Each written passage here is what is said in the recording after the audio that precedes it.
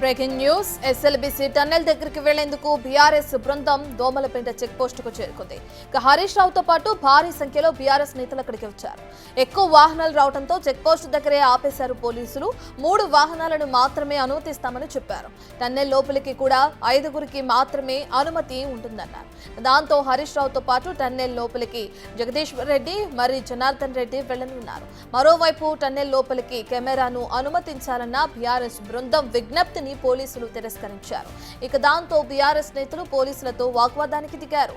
హరీష్ రావు రోడ్డుపైనే బైఠాయించి నిరసన తెలిపారు. దాంతో ఎస్పీ వచ్చి హరీష్ రావును టన్నెల్ దగ్గరికి పంపించారు.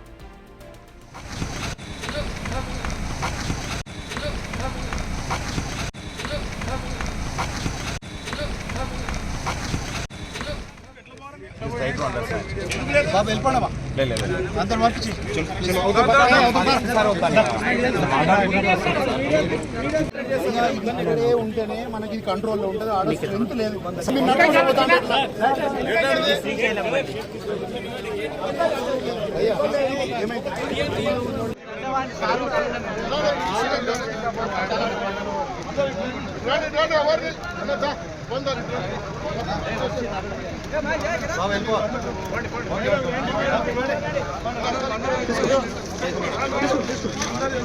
చాలా దూరం ఉంది. యాక్చువల్గా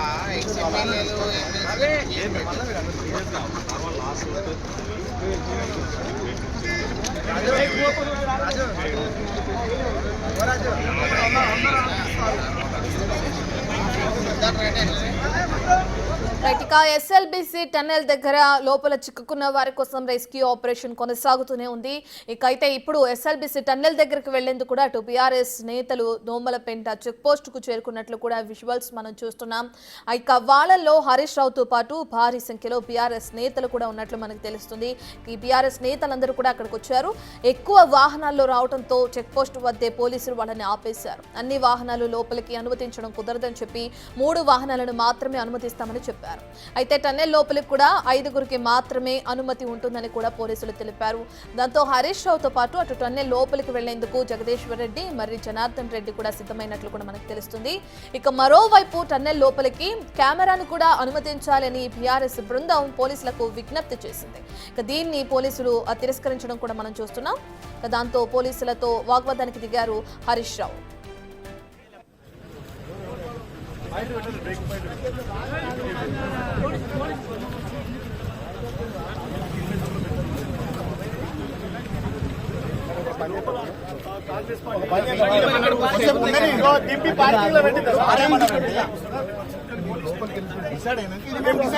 ముందు తినేందుకు డిసైడ్ చేస్తాను. ట్రాఫిక్ తగ్గుతుంది. ట్రాఫిక్ ఆగిపోతుందంటే ముందు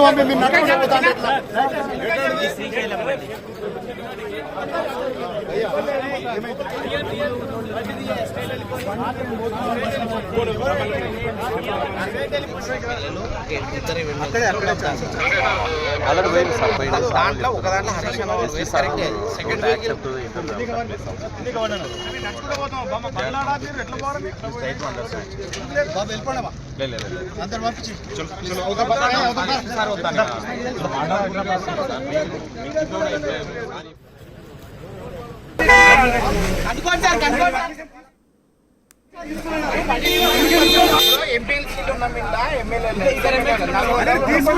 ప్రాబ్లం ఏంటి ఇప్పుడు మీకు?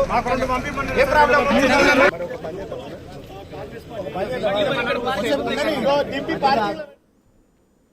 ఎస్ఎల్బీసీ టన్నెల్ దగ్గర అటు బీఆర్ఎస్ నేతలు చేరుకోవడం మనం చూస్తున్నాం. పూర్తి డీటెయిల్స్ అందించడానికి మా ప్రతినిధి రాణా అందుబాటులో ఉన్నారు. రైట్ రాణా, ఇప్పటికే హరీష్ రావు అండ్ టీం అక్కడ గందరగోళ వాతావరణం సృష్టించడం కూడా మనం చూస్తున్నాం. అయితే పోలీసులు వాళ్ళకి ఎటువంటి ఆంక్షలు విధించారు? ఇప్పుడు హరీష్ రావు టన్నెల్ లోపలికి వెళ్లారా లేదా? డీటెయిల్స్ ఏ విధంగా ఉన్నాయి రాణా? ఎస్ఎల్బీసీ టన్నెల్ వద్దకు వెళ్ళడానికి గత 3 రోజుల నుంచి కూడా ఇప్పుడు రిస్ట్రిక్షన్స్ పెట్టిన నేపథ్యంలో కేవలం రెస్క్యూకి సంబంధించినటువంటి టీం మాత్రమే అనుమతిస్తున్న పరిస్థితుల్లో ఇవాళ బీఆర్ఎస్ సంబంధించినటువంటి నేతలు పెద్ద ఎత్తున కూడా ఎస్ఎల్బీసీ టన్నెల్ని సందర్శించడానికి వారు వచ్చారు. అయితే కేవలం 8 మందికి మాత్రమే పోలీసులు అవకాశం ఇచ్చారు. హరీష్ రావుతో పాటు మాజీ మంత్రులు జగదీష్ రెడ్డి, శ్రీనివాస్ గౌడ్, అలాగే లక్ష్మారెడ్డి, తర్వాత సింగిరెడ్డి నిరంజన్ రెడ్డి, ఆర్ఎస్ ప్రవీణ్ కుమార్, తర్వాత 2 ఎమ్మెల్సీలకు కూడా వారు అవకాశం ఇచ్చారు. అయితే వాళ్ళను వెళ్ళేటప్పుడు వాళ్ళకు 3 కార్లని లోపలికి రావడానికి అనుమతి ఇచ్చినప్పుడు ఆ 3 కార్లలో ఎక్కువ మంది వాళ్ళు కూర్చున్నారు. అయితే ఎస్ఎల్బిసి ఫైనల్ చెక్ పోస్ట్ ఏదైతే ఉందో ఆ చెక్ పోస్ట్ దగ్గర మాత్రం వెహికల్స్ని వారు చెక్ చేశారు. చెక్ చేసినప్పుడు హరీష్ రావు సంబంధించిన వ్యక్తిగత సిబ్బంది, వాళ్ళ ఫోటోగ్రాఫర్లు, కెమెరామెన్లు ఎవరున్నారో వాళ్ళకందరికీ కూడా అనుమతి లేదంటూ కూడా పోలీసులు చెప్పడంతో వాళ్ళు కిందకి తెప్పేయడం జరిగింది. దాంతోపాటు ఇక్కడి నుంచి ఎందుకంటే ఆ టన్నెల్కి వెళ్ళడానికి దారి చాలా ప్రమాదకరమైనటువంటి పరిస్థితి కాబట్టి అక్కడికి వెళ్ళేటప్పుడు చాలా జాగ్రత్తగా వెళ్ళాలి, లేకపోతే ఇక్కడి నుంచి మేము ఒక వెహికల్ని అరేంజ్ చేస్తామనేసి కూడా పోలీసులు హరీష్ రావుకి చెప్పారు. అయితే మేము మా సొంత వెహికల్స్లోనే టన్నెల్ వద్దకు వస్తామనేసి కూడా వాళ్ళు అక్కడ కూర్చున్నారు. సో దాదాపు 10 నిమిషాల వరకు కూడా అక్కడ పోలీసులకి హరీష్ రావు మధ్య వాగ్వాదం జరిగింది. వాగ్వాదం జరిగిన తర్వాత వాళ్ళు ఏకంగా రోడ్డు మీద కూర్చున్నారు. రోడ్డు మీద కూర్చున్న తర్వాత నాగర్ కర్నూలు ఎస్పీ అక్కడికి వెళ్ళి వాళ్ళు మాట్లాడారు. అక్కడ ఉన్నటువంటి సిచ్యువేషన్ వివరించిన తర్వాత చాలా జాగ్రత్తగా వెళ్ళాల్సిన అవసరం ఉంటుంది, మీకు ఎస్కాట్ కూడా మేము పంపిస్తామని చెప్పడంతో వాళ్ళందరూ కూడా వెహికల్లో ఎక్కి ఇప్పుడు టన్నెల్ వద్దకి మరి 5 నిమిషాల లోపలికి చేరుకుంటారు. ఆల్రెడీ నియర్ టు టన్నెల్ అన్నట్టుగా తెలిసింది. మరోపక్క ఇక్కడ హరీష్ రావు బృందం వెళ్ళిపోయిన తర్వాత ఇంకో కారులో అంటే ఎమ్మెల్సీలు మాజీ ఎమ్మెల్యేలు ఇద్దరు ఇక్కడ వచ్చారు పరిస్థితి. వాళ్ళు ఇక్కడ పోలీసులతో వాగ్వాదం చేస్తున్నటువంటి విజువల్స్ని మనం చూస్తున్నాం. ఆల్రెడీ ఎస్పీలు కానీ డిఎస్పీలు కానీ అక్కడ పర్మిషన్ ఉన్నటువంటి వ్యక్తులకు మాత్రమే మేము పంపించామని చెప్తున్నా కూడా ఇక్కడ దాదాపు అరగంట నుంచి కూడా వాగ్వాదం చేస్తున్నారు. దాంతోపాటు ఇక్కడ రెస్క్యూ చేస్తున్నటువంటి వాళ్ళందరితో పాటు అలాగే మంత్రులకైతే అనుమతి ఇస్తారు, మాకు అనుమతి లేదంటూ కూడా వీళ్ళు ఇక్కడ అధికారులతో వాగ్వాదం చేస్తున్నట్టు విజువల్స్. మొదటి నుంచి వాళ్ళు చెప్తున్నారు, దాదాపు 15 నిమిషాల నుంచి కూడా ఎస్పీ వాళ్ళకి చెప్తున్నారు ఇక్కడ కొంచెం దూరంలోకి వెళ్ళి మీరు మాట్లాడండి, ఇక్కడ అనుమతి లేదు అనేసి ఎస్పీ ఆర్డర్స్ ఉన్నాయని చెప్పినా కూడా వాళ్ళు ఇక్కడ మేము లోపలికి అనుమతి ఇచ్చాలంటే కూడా ఇక్కడ ఉన్నటువంటి నేపథ్యం పడుతుంది. మన విజువల్లో చూస్తున్నాం కంచెల భూపాల్ రెడ్డి కానీ, తర్వాత ఎమ్మెల్సీ నవీన్ రెడ్డి కానీ, తర్వాత కోటిరెడ్డి కానీ వీళ్ళందరూ కూడా ఇక్కడే మమ్మల్ని లోపలికి అనుమతి ఇచ్చాలంటూ కూడా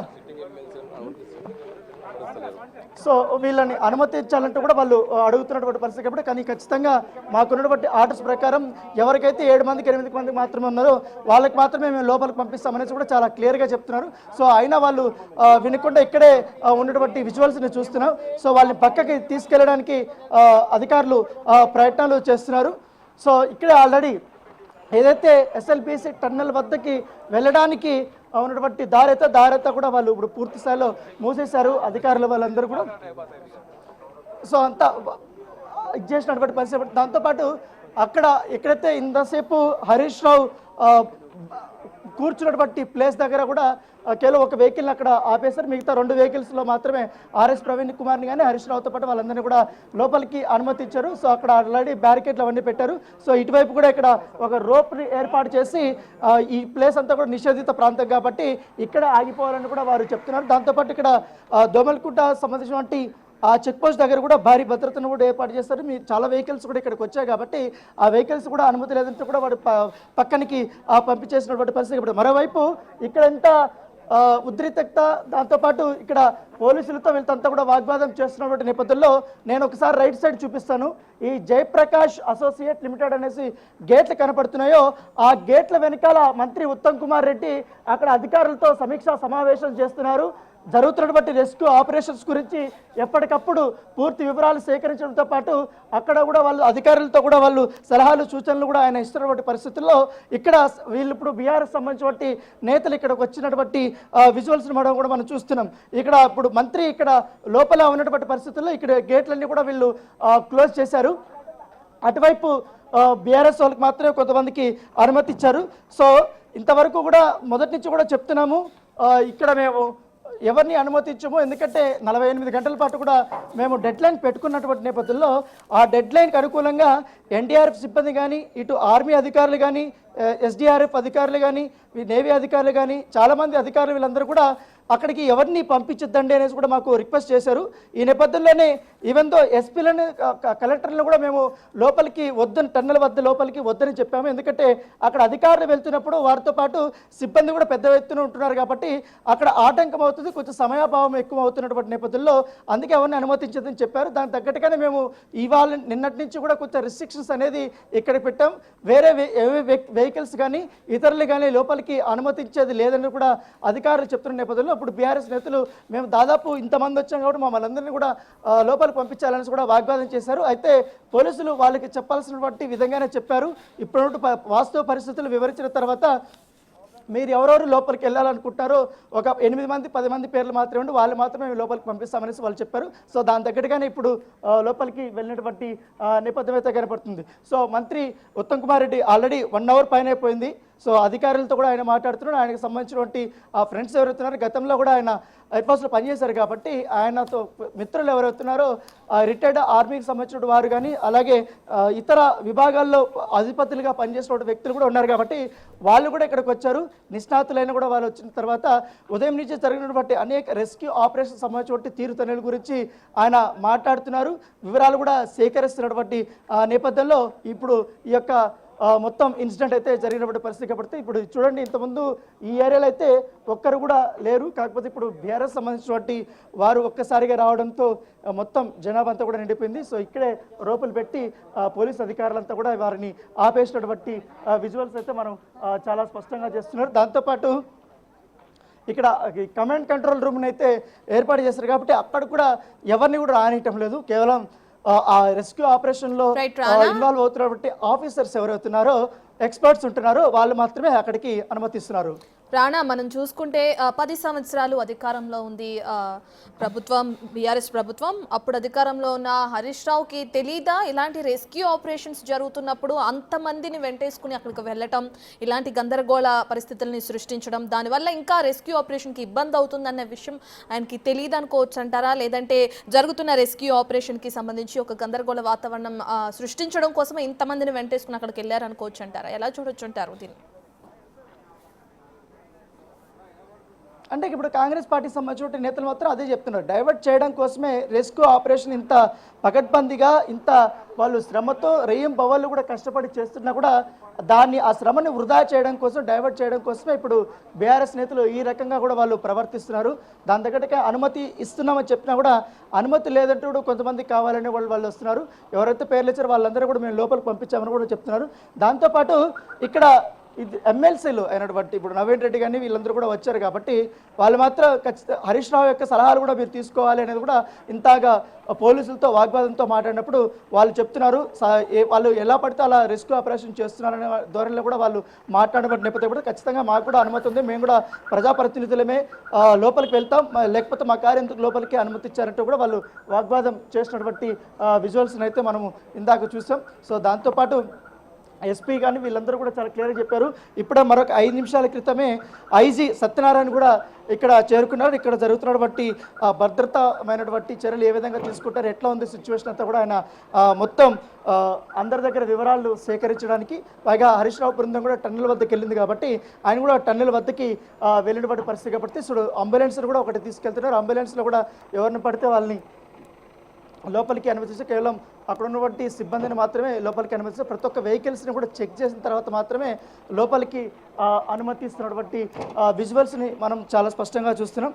సో దాదాపు 5 రోజుల నుంచి కూడా శరవేగంగా కూడా ఈ యొక్క రెస్క్యూ ఆపరేషన్ అనేది జరుగుతుంది. అంత నిబద్ధతగా కూడా మేము పనిచేస్తున్నాం. నిష్ణాతులను బట్టి నిపుణులంతా కూడా తీసుకొచ్చినాం. సో గతంలో జరిగినటువంటి ప్రమాదాలకి ఇక్కడ జరిగినటువంటి ప్రమాదాలకి చాలా తేడాలు ఉన్నాయి. కానీ అవన్నీ తెలుసుకోకుండా రాజకీయ విమర్శలు చేయడానికి, దీన్ని డైవర్ట్ చేయడానికి, పొలిటికలైజ్ చేయడానికి బీఆర్ఎస్ ఈ రకంగా ప్రవర్తిస్తుందంటూ కూడా మంత్రి ఉత్తమ్ కుమార్ రెడ్డి బాహటంగానే విమర్శలు చేస్తున్నారు. సో వాళ్ళ విమర్శలు మేము పట్టించుకోం. కాకపోతే మా ప్రధాన కర్తవ్యం అయితే అక్కడ చిక్కుకుపోయినటువంటి 8 మందిని మేము కాపాడము. ఎందుకంటే ఎంత వీలైనంత తొందరగా అంతవరకు రెస్క్యూ ఆపరేషన్ మేము ముమ్మరం చేస్తున్నాం. సరికొత్త పద్ధతులతో కూడా మేము చేస్తున్నాం. దాంతోపాటు ఇప్పుడు ఆల్మోస్ట్ ఇప్పుడు టీబీఎం మిషన్ కూడా ఇప్పుడు కటింగ్ పనుల ప్రక్రియ అనేది కూడా స్టార్ట్ అయిందంటూ కూడా ఆయన చెప్పుకొచ్చినటువంటి పరిస్థితి. సో ఈ నేపథ్యంలో గతంలో చూసాం, గత బీఆర్ఎస్ ప్రభుత్వంలో ఉన్నప్పుడు ఏదన్నా ఇన్సిడెంట్ జరిగినప్పుడు కాంగ్రెస్ పార్టీకి సంబంధించిన కానీ ఇతర పార్టీ వాళ్ళ నాయకులు కానీ ఎవరన్నా రావాలంటే కూడా కనీసం 2-3 కిలోమీటర్ల దూరంలోనే వాళ్ళు ఆపేశారు. కానీ మేము అలాంటి ఆంక్షలు పెట్టలేదు. నాయకులు ఎవరు వచ్చినా కూడా లోపలికి వాస్తవ పరిస్థితులు వాళ్ళు తెలుసుకొని మాట్లాడాలనే ఉద్దేశంతోనే మేము అనుమతిస్తున్నాం. వాళ్ళలాగా మేము ఏకపక్షంగా కూడా మేము వెళ్ళలేదనేసి కూడా ఉత్తమ్ కుమార్ రెడ్డి చెప్తున్నటువంటి పరిస్థితి.